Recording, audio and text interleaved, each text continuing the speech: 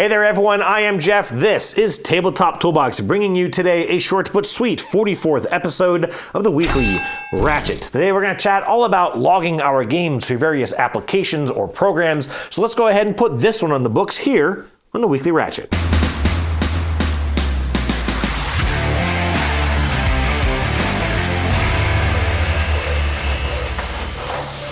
Hello there everyone, and welcome back to the weekly Ratchet. Thank you for joining me here on the channel, and I hope you've had a fantastic week of getting to play some games with family and or friends. We have not gotten to do a ton of that here, thus the short and sweet little bit of this episode. It's been a bit of an interesting week here. My wife and I have been back to work, although I was remote all this week. My wife is always remote, but because of some water issues, thanks to the weather that we had in the past week, our daughter was out of school for the entire week because of these water issues. I couldn't go into the office, gee darn, because of water issues, but it just made it a very kind of weird and chaotic week. We're still sort of thawing out here in the northern part of Richmond, Virginia. We're supposed to hit some 50s today and even later on this week, so I think we'll be mostly back to routine colors of the earth here in a few days. But, like I said, haven't gotten to play a ton of games. However, I have been working on some of the promises I made in the last episode. I have started filming for, I don't know where I put the box, but the Joyride Turbo game. I've started putting together a review for that. I actually did some filming over the weekend, hoping to do some more of the B-roll filming today. I'm looking forward to getting that video out, and then also working on a path forward for some of the other games that I chat about. In fact, there is a poll out on the page, if you didn't see it, where you can vote for a couple of the games I mentioned in the last episode, which ones you would like to see more content of. Last I checked, Ascending Empires was in the lead, so I am going to look at making some content for that. Probably start with a unboxing video and then maybe getting into a full-fledged review on that one. And I still need to reach out to Tom at the Dice Tower and see what stuff I can start doing there for the channel. Anyways, not a whole lot of new games in this week, not a whole lot of games played this past week, a lot to cover in Question of the Week, but let's go ahead and kick off the show.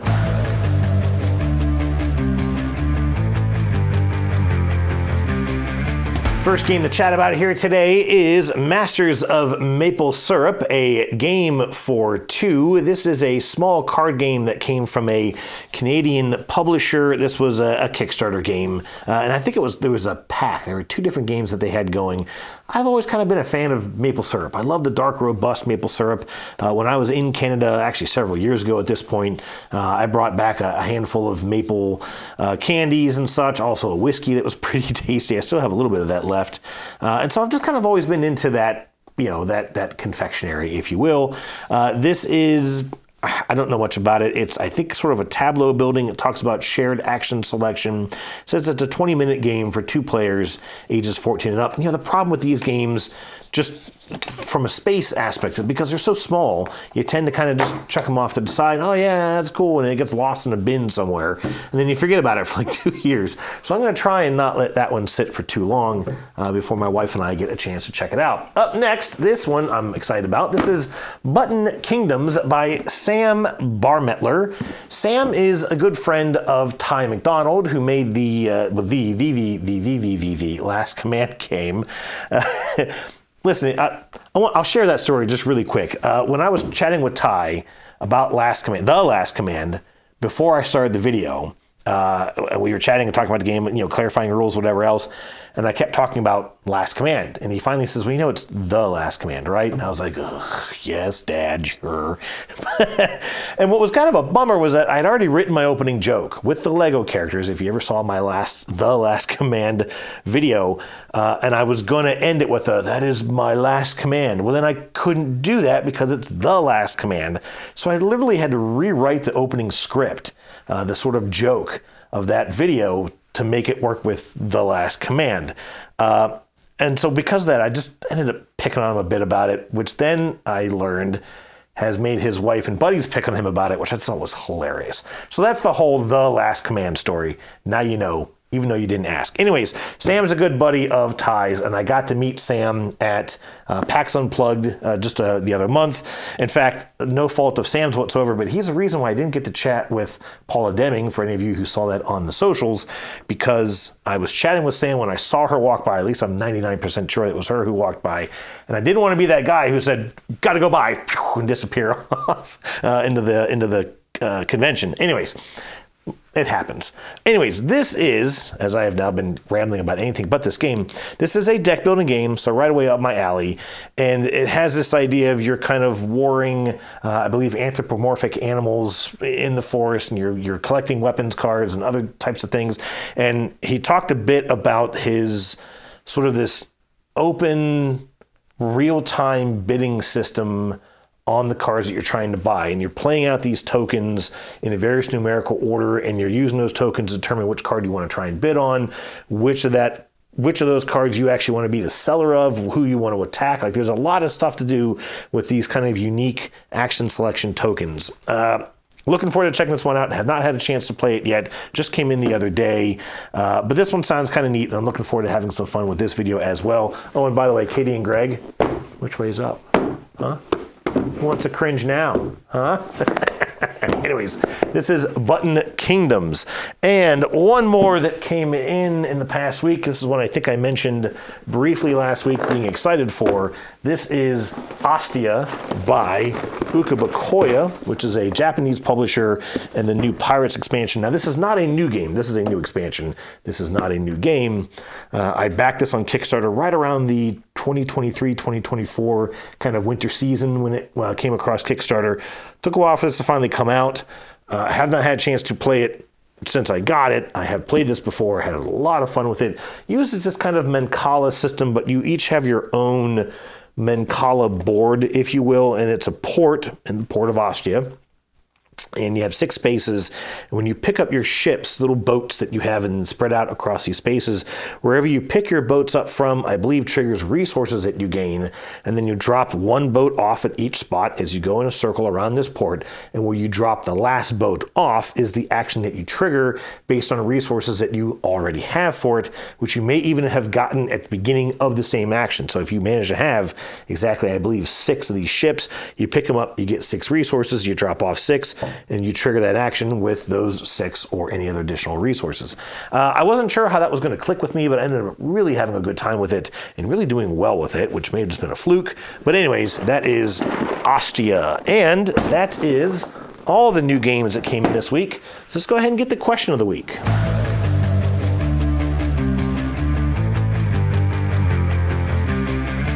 All right, lots of answers to get to for the question of the week last week, in which I asked you how do you log or keep track of your played games using various applications, programs, whatever else. And I got a lot of answers and a lot of sort of a decent range of answers. So let's go ahead and get to them now. Wayne Kruger said he uses the board game Mosaic calendar to track his played games, then each month puts that information into an Excel spreadsheet where he tracks played games and new games. Now, I was a bit confused at first when he mentioned the Mosaic calendar. I thought maybe that was some sort of an application. No, he was referring to the paper Mosaic calendar. This is put out each year by just an independent artist by the name of Katya Howitson. She's from Canada, and she does a Kickstarter every year in that she sells these just wall-hanging paper calendars. But she uses board game components and tokens that she's collected from all over the place and makes these really beautiful, colorful mosaics. So I misunderstood what that was, but obviously, you're tracking them on a paper calendar and then sort of converting it into Excel, which is an interesting method to go about, right? Sort of using more of a homegrown method than any kind of a web app or, something like that, which is kind of interesting. I think that a lot of folks probably like to use the apps and such because they can obviously access that from anywhere. I wonder how you handle, games that you may not play at home. But anyways, still an interesting sort of path to take. And on that note, CR Poll said that he doesn't track his plays aside from what was played most recently. And that is certainly the other end of the spectrum, right? Basically just play games. Don't worry about tracking stuff at all. And that certainly makes a lot of sense. Brandon Graham said that he will often snap a quick picture of the game and then record those plays later using BG Stats, noting the date, who played, and where. He added that he started doing this because he would sometimes forget that he had played a game with his friends already, occasionally embarrassing himself.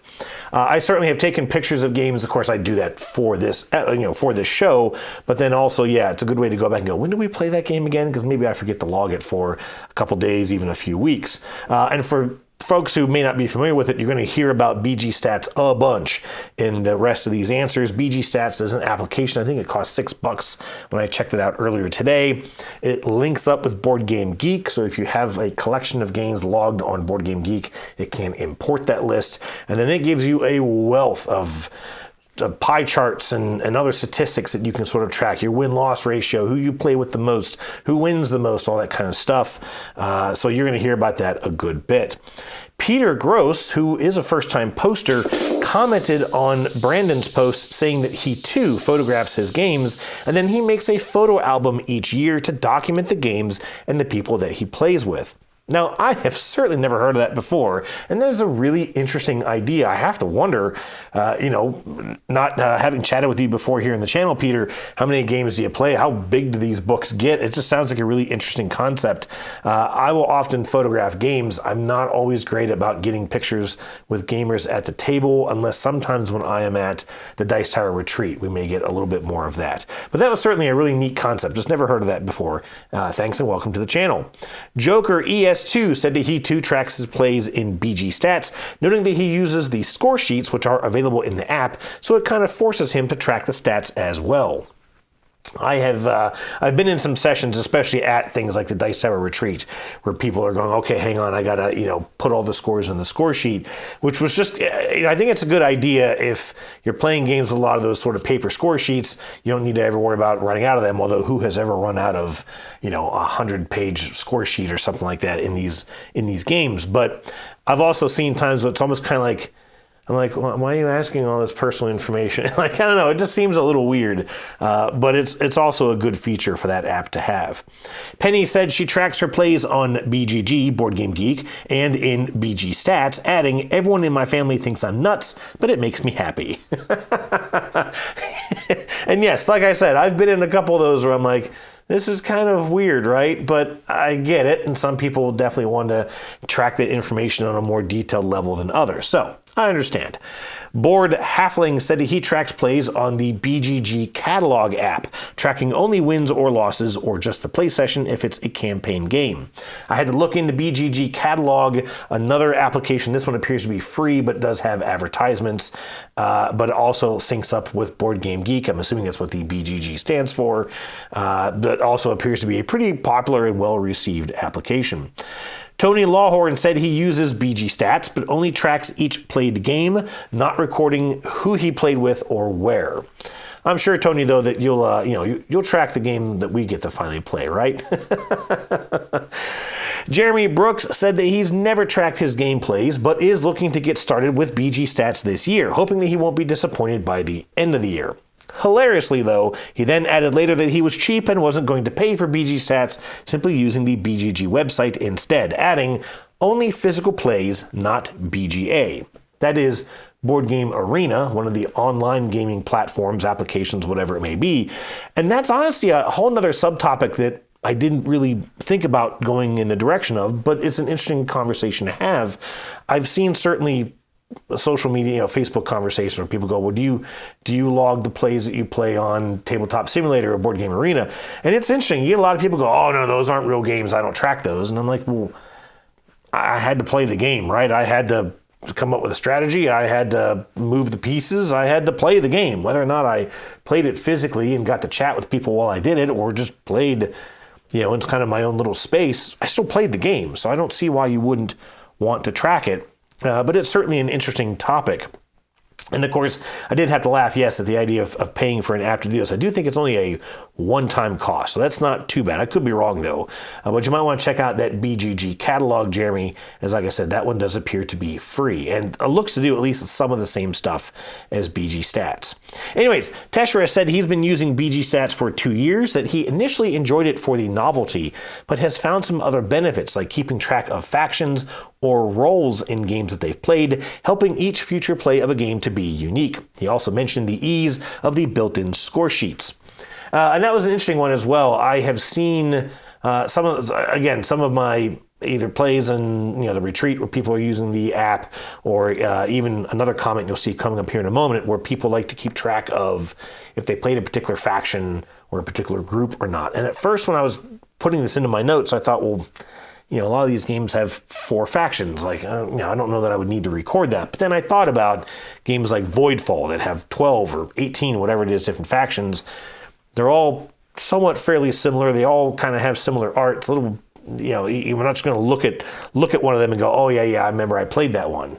And so in that instance, it actually would make some sense to track that in an app or some other fashion. And I don't know if that app uses like a drop down for the different factions. And you actually choose specifically the faction for each player, or you just kind of add it into the notes? I was just kind of curious. Anyways, Ecto Fox said he started using BG Stats recently. While he doesn't care about tracking scores, he wants to track which games he's playing so he knows which games he can part ways with. And that makes a lot of sense as well, using these applications to kind of track, look, I've played this game once in 3 years. I should probably get rid of it. I will say that, I feel like for some of those heavier, like Lacerda weight games, yeah, I've only played them once or twice over many, many years, but that's just because they're really, really hard to play. I still really, really like them, and I certainly would love a chance to play them again. So I don't know that I would part ways with those. But for some of the lighter, maybe medium weight stuff that I kind of grabbed on a whim, that certainly makes sense to go, hey, why do I still have this? Katie of the Meeple Society confirmed that, yes, she's had a trusty, dusty notebook to track games with since 2018. And she tracks players, scores, locations, and factions if asymmetric. She added that her husband Greg signed up for BG Stats, so they'll see how that goes. I remember vaguely sitting down to one of our first couple of games at the Dice Tower Retreat 2021, right? And you're pulling out the notebook and, okay, hang on, who did what, blah, blah. And I was like, who's this nerd? And the only thing I can think is that I would have lost 2 or 3 of those notebooks by now. I would not have kept track of them. An app in that sense definitely works for me because I'd never remember to bring it with me when I went places. Obviously, you've done it long enough that it's probably just part of your ensemble, right? I need my purse, I need my phone, I need my gaming notebook. I would do poorly with that. Zen Banana Slug, whose identity I recently learned, said they use BG Stats to track games and that their family and friends like seeing the stats and themselves being able to know who won last or who has won most often. And that makes sense too. It's kind of nice, this idea of if you've got like a really good core group of players that you play with, them all being able to kind of enjoy those statistics and sort of, you've won this many times, we're going to take you down this time. That's pretty interesting. And that's certainly an aspect of it that I hadn't considered. Yukon Zach described a rather detailed process of logging plays in Board Game Geek, then compiling that list at the end of the year to put into Pub Meeple, boiling that list down to a top 5, and starting off the next year with planned playthroughs of those 5 games. And I'll also note that Zach had mentioned that at least some of those plays happened in Tabletop Simulator. So again, that sort of topic of logging your online plays. I will say, Zach, that is quite the process. That just sounds like, again, this sort of like a core group, I'm assuming a core group that kind of has this process and it almost becomes a tradition at that point from the sounds of it. It's something that, you and your gaming friends like to do. And that's just pretty neat. It's neat to see a group of folks who might possibly use these applications for even a little bit more than what they were intended to do. So that's pretty cool. Mark B said he uses the BGG catalog mainly because he found himself buying games he already had, but uses BG Stats to log his plays, including with online platforms such as Board Game Arena and Yucata. He added that he likes seeing how much he's played a game, and his partner likes the boasting rights when she can see how many games she's won as well. I definitely agree. I like tagging a game and saying, oh, hey, this is my 10th player. Oh, this is my 15th play. I can't believe I played this game that many times. It kind of makes you feel like you're getting your money's worth out of it. And yes, I do like when I can kind of go back to a game and say, no, actually, hon, you clobbered me in this. See, I wrote right here that you won this game pretty handily. So that's certainly a good use for it as well. Wonderflonium said he uses a blend of applications, a spreadsheet he maintains for campaign games, and even note cards that he keeps in the boxes of his played games, adding, I'm all over the place. I had that idea once too, actually, to keep sort of note cards in the box. And I like to add dates to the score sheets. If it's a game that has score sheets, I like to kind of jot the note down or the date down just so we can kind of, have that additional log. That is certainly nice, even seeing how handwriting has changed over the years, right? It's just kind of interesting. And so that was all the comments. I will say that I track my games on Board Game Geek itself. I just use the BGG website. I don't even use an app. I think there is a Board Game Geek app, I believe. I could be wrong on that, but I track where I've played the game and who I played the game with. I do have a long list of locations in my BGG sort of profile, because I track the breweries that we play at. If I go for, to a friend's house just for one game, I don't usually track that. I'll just kind of add it in the comments. But I do like to kind of keep track of who did I play with. I had one game I looked at recently where it said, played with new Mike. I don't know who that is, but still just, okay, well, I played it with Mike. It wasn't you, Mike. It was a different Mike, but, hey, whatever. I do like to add, I kind of like to write about my own sort of opinions or thoughts just briefly. I don't write a book, but I'll kind of say, hey, had a tough start, misunderstood this rule or something like that, and it kind of caused me to do this or whatever. I do sometimes write, when I'm playing with a buddy, John, just to use a name, had a pretty rough start and just kind of struggled the whole game and didn't really have a good time, because sometimes it's good for me to go back and look at those and go, especially if I'm going to talk about it in some sort of a review, it's nice to kind of have that to draw back and go, oh yeah, that's right. Such and such a person struggled with this, or they had a hard time with that. And that gives me that kind of counterpoint. Maybe I really like the game, but I can see it not being good for folks who may do this or have this issue or, whatever. I will say, especially on BGG, you got to be mindful of what you write. I have recently realized you can go out and see other people's log games. If you know someone's profile, you can either go to the game, and I believe you click overall plays, and it'll give you a list of all the people who have tagged that game, and then you can search for player name, and it brings up how many times they've played it, BGG username, I should say, and then you can actually click on that number and see all their plays and read anything that they wrote on that. And so I don't write stuff typically like, oh, this guy was a real jerk, or haha, I kicked this person's butt, or they sucked at this game. Like, I don't write that stuff, but I have certainly noted, like, played this game with this person who I had met for the first time, and they were really aggressive, they were really rude, made it a difficult game. And that's something I didn't really think about, the fact that other folks might be able to go see. Of course, maybe that person needs to know that about themselves, but whatever. And I do track my online plays. In fact, there's been a couple instances. I think Vector Race is a game that I have a ton of plays logged because of, I was running 6 or 7 concurrent games on Board Game Arena, because there's really no strategy to it. I mean, you got a plan, but you start off your turn, you make your move, and then you kind of, okay, which gear do I need for my next move? And then that's it. So you can kind of, every time you load it up, it's okay, just what do I do with what I have here? There's not a whole lot of planning ahead necessarily.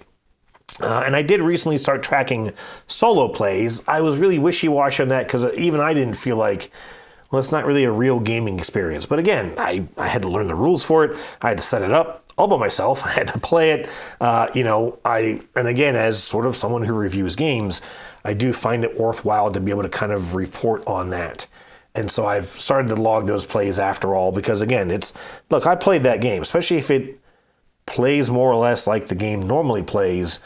I'm sort of gaining experience at that game by playing it solo, and I think that's worth keeping track of. So anyways, that is me. All right, we're going to do question of next week at the end of this video, as I've been kind of getting in the habit of doing. So let's get to recently played games.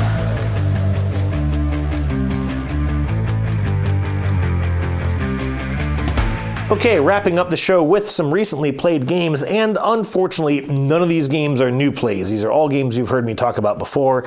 However, one, I played it in new player count, and the other one is actually the catalyst for the next question of the week. So I'm going to run through these kind of quickly. The first one is SETI, the Search for Extraterrestrial Intelligence. I got to play this just the other day at 4 players. I've only ever played this so far at 2 players or solo. I forgot to talk about the solo game of this, and I'm not going to bore folks with it right now. However, played this at 4, and it was a better playthrough than I was kind of expecting. For one thing, we were expecting a total blowout at the hands of our good buddy Matt Ball. And he did win, but not with double the score of everyone else like he normally does. I was about 15 points behind him, and I was in second place. What was interesting with this was how much lower our average scores were. When Daniel and I played, even when my wife and I played, we were all cracking 200 points. When I played it solo, I did have lower than 200 points, but it was still like 190, somewhere up in that range. Here we all finished around 150, 160, something like that. Significantly lower score. And we're not even exactly sure why. Now, I played with Daniel, good buddy Daniel, came over and joined us, and we were kind of talking about it from our own perspective because we had played it at 2-player, and we were kind of wondering, like, why was the score so different? Now, in one sense, the alien boards that come out, which are potentially different with each game. There's 5 different options. You only ever play with 2 of them at a time. And they were covered in this game with scoring markers.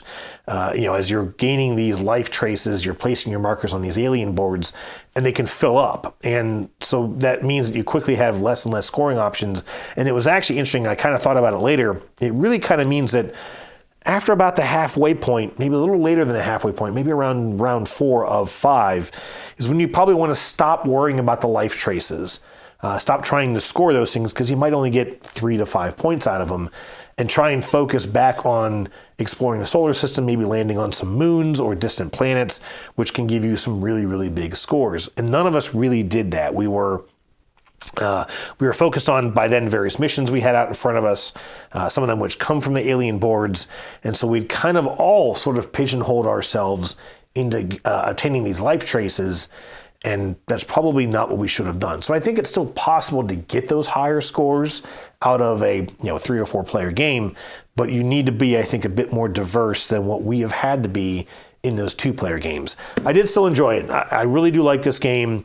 There is still some sort of randomness and sort of swinginess with the cards that you can get. It has this massive deck of cards, and you can draw a hand of cards and go, none of these work with what I have. These are maybe actions that help me scan, but I've kind of already done a bunch of scanning, or I'm nowhere close to winning in any of the scanning sectors, so scanning is not beneficial to me. You may get a card that says, you can land one of your probes at a reduced cost, but you don't have any out there right now, and you have no real way to get any launched and still be able to afford to play the card. There was a lot of discussion at how expensive so many of these cards are to play. And I do agree that a lot of the cards, you're just going to trash them for their benefit, sort of a gain when you discard effect because they're multi-use cards. You're not going to play very many of them because they're just unbelievably expensive to play. And I had one particular turn where I was like, look, I can get a bunch of points, but I have to basically spend every resource I have. And I did do it. And then just spent the rest of that round just kind of taking a lot of really simple free actions to try and stay in the game, which, like I said, coming in second place, I felt pretty good with it, but I probably could have done better had I been a little bit more careful with those resources. Anyways, still a fun game, and there's still one race of the 5 that I have not gotten to play with yet, so hopefully I can get to see that at some point soon. Up next, at my daughter's request, we sat down for a quick game of Let's Go to Japan. This is from Josh Wood, AEG. I've talked about this game many, many times, and we had a good play of this. I've kind of... what's the right word to use? I've just sort of softened on the game. I've kind of, I don't want to say lost interest in it, but again, I've seen every card that's in here pretty much. In fact, I played a card into one day, and then later on when we were recapping our trip to Japan, realized that I was going to that same location at a later day, just getting different results out of it. And it really just becomes a exercise of putting symbols in these columns and trying to get the most points. That's really it, which is not a bad thing. I just wish that there was sort of a bit more exploration of the theme, I guess, if you will. I do love the art. My daughter still absolutely just loves reading off the cards. And it's funny because, and I've talked about this before, we have this technique when we play, when my family plays, and that instead of all scoring at the end of the game on our own pace, just kind of score your own trip by yourself, we sort of tell a story. And it does make for a much longer game. But, my daughter goes, well, I went to this place and I got to do this, and I went to this place, but I spent too much money, so I got stressed out. And it does make it fun. And it is kind of hard not to enjoy that, even if it does make the game a little longer than it needs to be. And this is also one of those games. And again, as I mentioned, this one's going to sort of spur my question of the week. So in this game, you really have no idea what your score is until the writing's on the board, right? You just have no idea. You can have an idea. You can say, well, gosh, I've got a lot of negative stress, or I just don't have a lot of the tokens, the symbols I'm supposed to have. You can kind of have an idea. When I first scored my daughter's score, I thought, well, that's pretty decent score. You might have a chance at this. But my wife's always been really, really good at the whole happiness track and scoring a ton of points off of that, which she didn't. And I thought, oh man, you might have at least beaten your mother. Well, my wife beat my daughter by like 4 points. It was really, really tight. I didn't think I had a lot going. I didn't think I had much of a setup, and my first couple of days were fairly low scores. And all of a sudden, it kind of racked up towards the end and ended up winning by something like 14 points. And I just had no idea. And I kind of thought, those are the games I tend to prefer. I like games where I just don't really know where I fit in the lineup. Maybe I know I'm not having a great game. Maybe I know things aren't quite going the way I want them to, but I don't really know until the very end. And I kind of like that element of surprise to go, oh, nope, I lost, or oh, wow, I won. And just kind of, that's it. You don't have to have this long gameplay where you're just looking at a scoreboard and constantly seeing yourself behind everyone else. Those are the games that tend to frustrate me because I'm trying to catch up. Maybe I do catch up, and then by the time it's my turn again, I'm way behind again. And it doesn't encourage you to keep trying. You're like, well, everything I'm doing is not working, so why am I still playing this? And so I'm curious, what do you like in a game? What's the scoring methods that maybe you like to see in games? Do you like just having a scoreboard that's keeping track of everything at the same time? Do you like maybe having some hidden scores? Do you like games that have a scoreboard but then a ton of endgame scoring where, again, maybe something can completely shift by the time the final score is achieved? Do you like games that don't have scores at all, and maybe you're just racing for a particular condition, or maybe you're just trying to race to a certain number of points, etc.? There are tons of different scoring criteria in these games, and it's just interesting to see how different games sort of explore those different techniques, even with having similar themes, even from a same designer. There's just a lot of different options out there, and I'm curious which ones you tend to gravitate towards. That is it for the Weekly Ratchet episode number 44. Thank you, as always, for tuning in, and I'm looking forward to seeing some of those comments and chatting more next week. Cheers.